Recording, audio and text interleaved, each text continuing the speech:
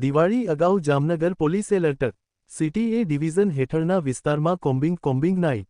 જામનગરના કાલાવડ નાકા બહાર, પાંચહડ્ડી, મહાપ્રભુજી બેઠક, નુરી ચોકડીમાં પોલીસની combing night.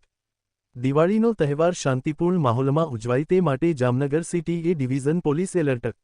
Drink and drive, વાહનોમાં 4 વ્હીલના બ્લેક કાચ, ગાડીઓના કાગળો ટુ વ્હીલરને તપાસવા સહિતની કાર્યવાહી કરાઈ.